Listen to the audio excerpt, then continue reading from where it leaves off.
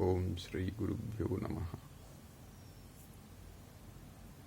So this is a big problem for many people who have in their lifetime, at one point of their lifetime or another, they feel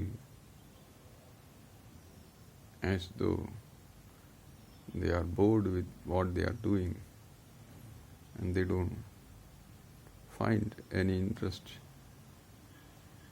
They can't discover a joy in what they have got to do.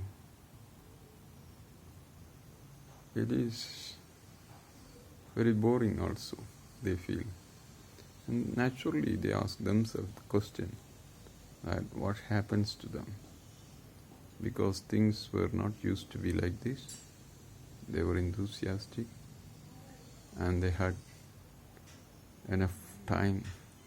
They spent, achieved also in life, doing various things. They have proved themselves in many ways how effective they are. But things change in time. The body, mind, sense complex, which is Karya Karana Sanghata, has its own logic. It is not simply put together like a machine. Machine is programmed. It can go on and on doing the same thing for a certain period of time. Whatever the lifetime the machine is supposed to run, it will go on and on. But here is a conscious being whose very self-image get affected naturally. The body, the mind, etc., when they are together, they have their own ways of expressing, talking to you.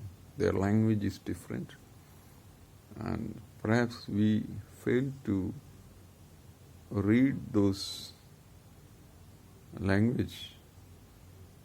their language. We fail to understand their language and pick up the message given by the body, mind, etc. Senses themselves, they report sometime that things are not exactly how they are used to be.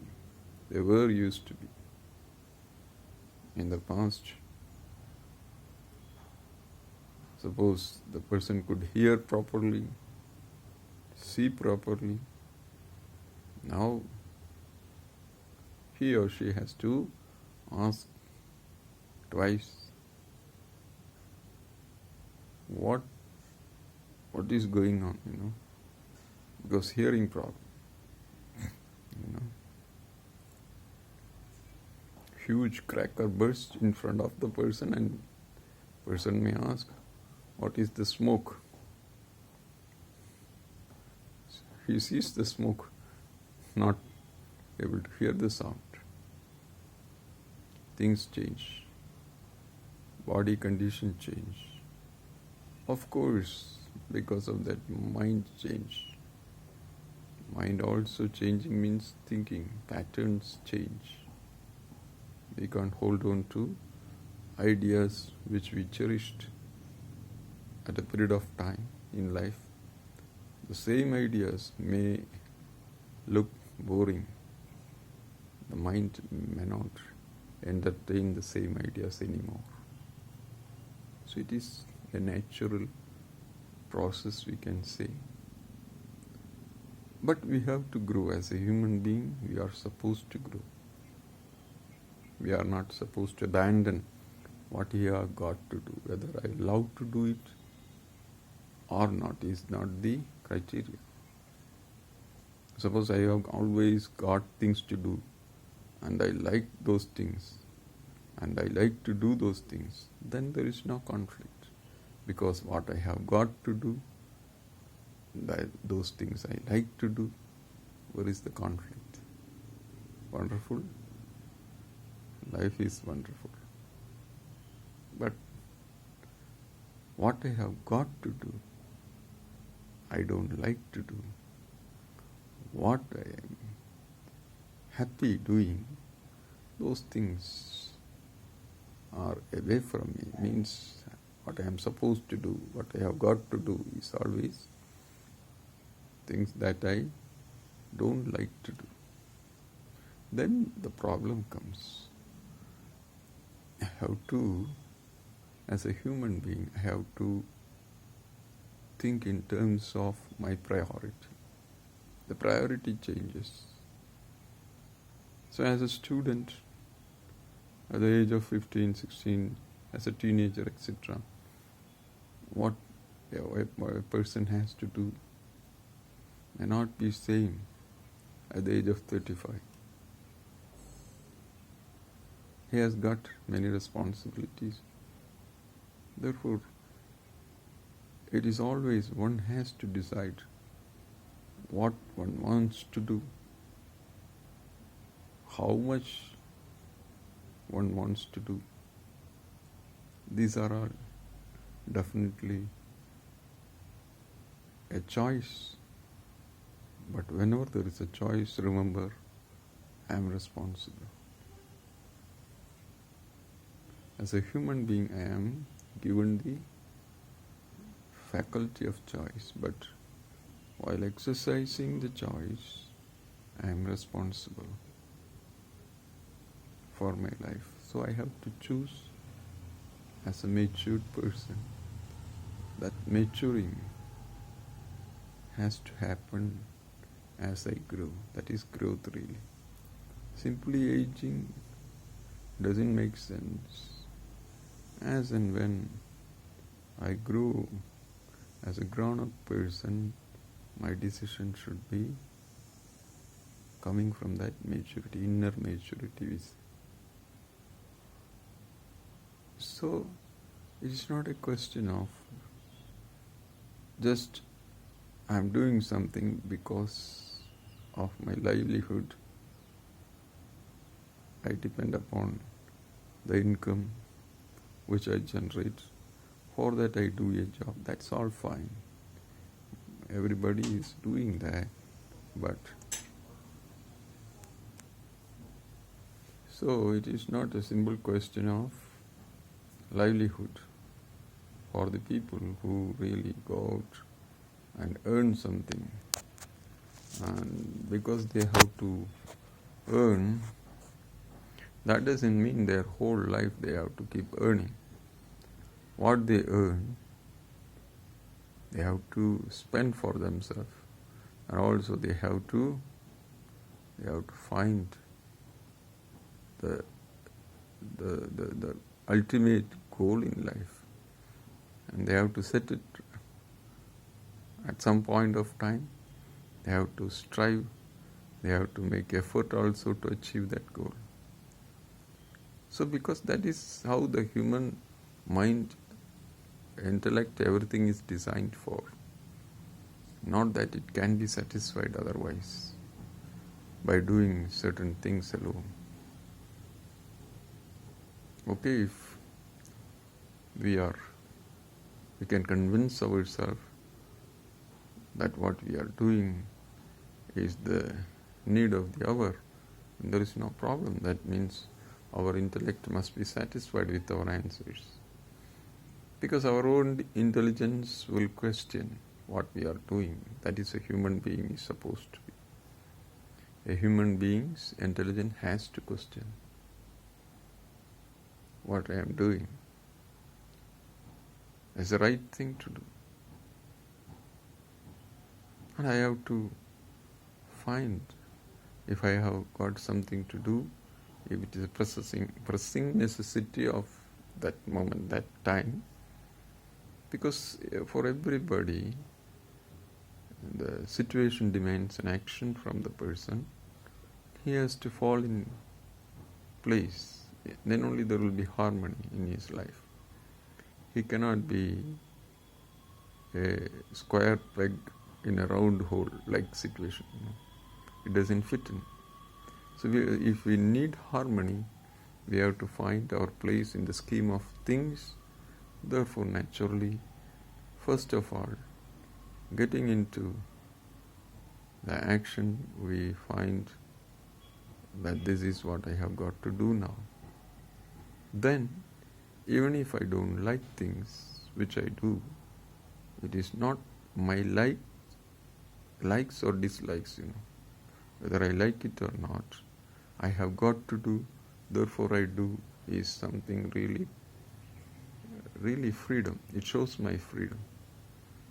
I discover certain inner freedom, that it is my choice to do it. Whether I like it or not is secondary. I do it because I have got to do this thing. Whatever that I have got to do in life, I will be doing happily. Happily in the sense, it is my freedom. And out of freedom comes the happiness. Out of force, suppose I force myself, even that livelihood, suppose I am forced, people don't like it. That's why they will say, oh, it's my prarabdha. How long I have to earn? Can I relax one day? So we have to decide whether it is time to relax or time to exert ourselves, make more effort. Everything is up to us. Up to the person, up to the person who has to go out and earn his livelihood for his own people and for sharing with others. There are many purposes. A resourceful person cannot sit quietly, need not sit, should not sit also. But that should come from the person's, individual's freedom. He is free to do. It comes out of his freedom. That freedom in thinking comes with maturity only. Otherwise we can't enjoy, because how far I am free inside determines my maturity. And it takes a lot of understanding. It suddenly doesn't come one fine morning, I get up with a lot of maturity. That doesn't happen anyway.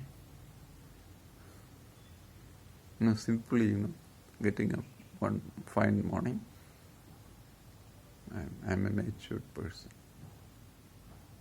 I'm happy with myself. Doesn't happen. A lot of understanding has to take place. Perhaps life is teaching. Without any teacher also, life is teaching so many things. Simply living our life, the life teaches a lot of things. Only we have to pay attention to those things and find the enriching experiences. We have to welcome those experiences. We have to go through those experiences before deciding whether what I want is this or anything else. What you are doing now, right now what we are doing, what the person is doing, he has to decide it is the proper thing to do and not to exit from this place, from this job, from this whatever situation. Because just quit from a place or a job or anything, a place, a job or anything, any situation, is only avoiding a situation.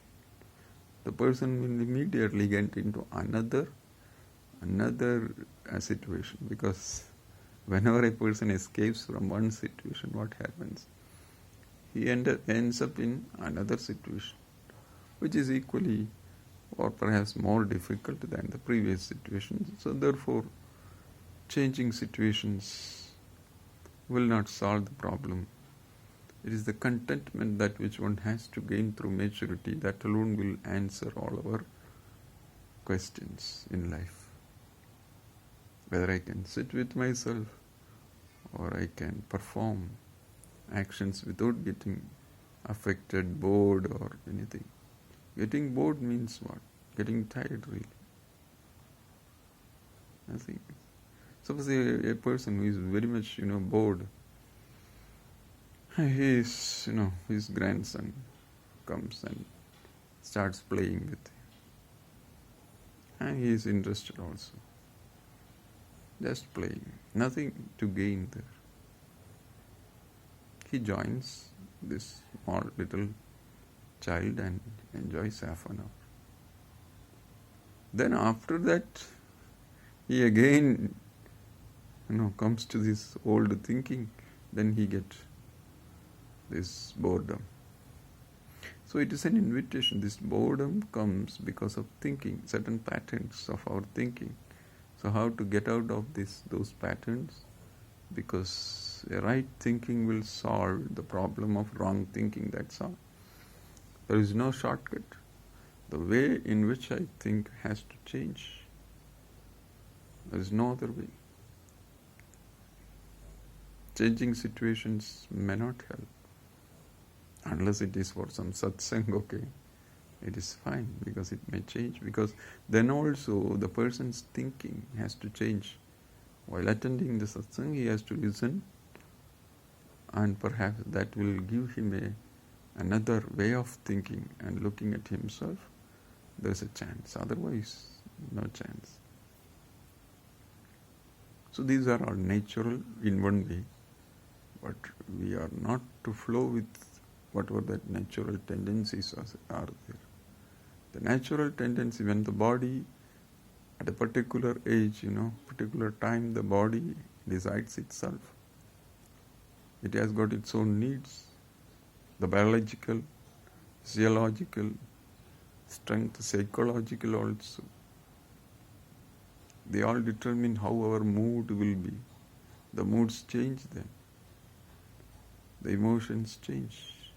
The cognitive capacity also at different age levels, As we keep aging, if we have not grown up to that age, then this is a problem. The cognitive capacity has to mature really with knowledge. We have to understand things. Then only we can handle ourselves, because the body naturally gets tired after a period of time. Therefore, what one has got to do at the age of 50 is not what one has got to do at the age of 80, or at the age of 25, or at the age of 15. It's all different stages in life. In fact, we have these 4 stages of life. Well-defined system of this varnashrama dharma. In fact, while saying that itself, I am afraid people will misunderstand, because the interpretation of these words are in a very poor light. It is shown in a very poor light. Varna and ashrama, dharma. It's a very beautiful system if moksha is kept as the ultimate goal to achieve, not otherwise. Any system will have its own problems. No system is perfect. There may be some loopholes also, but it will function if the ultimate goal of life is moksha. Then varnashrama dharma is very beautiful system for the entire society. Suppose money is the ultimate system, ultimate goal of life, then it is not, because competition is there. Who is going to earn more is considered, suppose, a respected person. Then it's all money-based measurement comes in. So people have to struggle for it. Different setup. Those days, if at all there was a Vedic period, etc., we hear, when the system was not there to to make people more competitive, compete each other. That was not the goal of this system. It is non-competitive, in fact, not competing with others. So certain jobs were done by people traditionally, and those jobs, suppose somebody is making pot maker makes the pot, this goldsmith, blacksmith, various other jobs are traditionally, they are called, they have got names also. They are known experts in those areas. Nobody, the other person will not enter into this area even if he is going to make more money. That is not the aim of the person. There was some harmony in the society. Nobody will get into somebody else's area and will not compete also. So competition was not there. People were relaxed. They were allowed to pursue the moksha pursuit. It was an open choice for all people, all sets of people. Not that it is reserved for some class. So that fantastic system is no more there, here now. Only we have to understand, and we have to interpret the present situation and fit in to the system, make ourselves adaptable and change our thinking and make life beautiful naturally with whatever resources we have, and setting our priorities as quickly as possible. In life, the time is very precious. Very precious. The priorities, therefore, are very important. What one has to plan or do at a particular time in life is very important.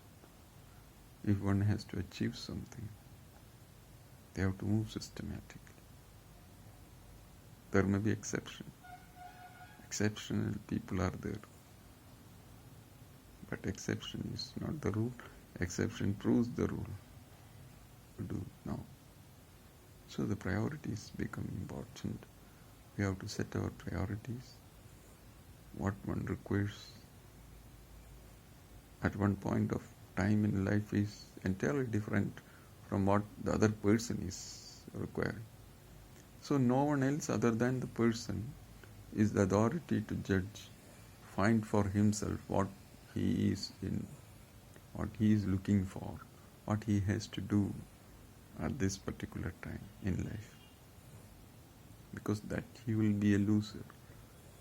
Therefore, others have no access, others have no say in these things.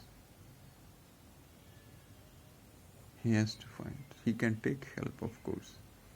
Like this, if you find somebody is helpful to you, they can give you some vision. Just like this, suppose you asked me the question, therefore I am now answering this. Suppose there is no question. In fact, on behalf of your question, many people who have got the same question can have some help. Perhaps coming live on this camera also is for that only. Otherwise, why should I come on this camera? So things become easy if somebody is there to help when we are confused regarding certain things in our life. It's difficult to take decisions. Very difficult, especially certain period of life is very crucial. Like when an ashrama change happens, the brahmachari become grihastha. It's very crucial. The grihastha become a vani, very crucial. The vani becomes a sannyasi. So brahmacharya, garhastya, and vanaprastha and sannyasa. All the ashramas are very, very important periods in life.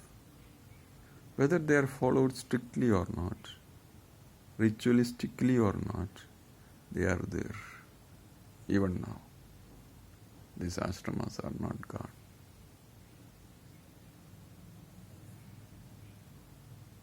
Because certain things doesn't suit our lifestyle at certain age period. Our own age will determine how we have to be at that particular age. So at the age of 80, the person should not feel empty, He or she should feel comfortable with himself or herself, also fulfilled with what they have done in their life up to that age, whatever they have accomplished. They should feel satisfied. After all, life is lived for that only. They should have done the proper planning in life.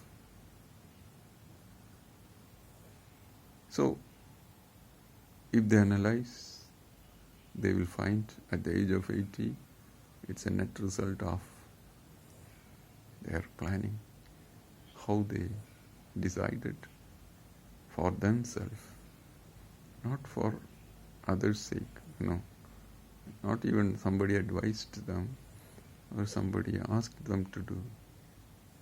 Maybe that angle, I'm not denying, maybe a help.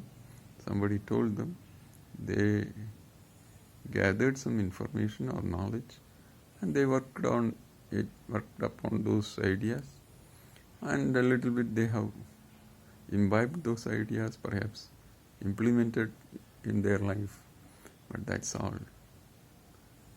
Not the main thing, or that is not the central theme really in their life. It is what they have decided for themselves by knowing the realities of life. That alone counts really. So a responsible life is very, very important life. That responsibility is important. I mean, that way. That way you have to think. We are human beings and we are responsible for our own thinking really, because the thoughts can change our life. Therefore, the right thinking is how much essential we have to understand. Because thinking means, thoughts means, even a wrong thinking is a thought only. A notional thinking is also a thought. An erroneous thinking is also a thought. Is it not true that we have to think properly? When things can change with our thinking, so the entire thing depends upon the knowledge that we gather. Is it not true? So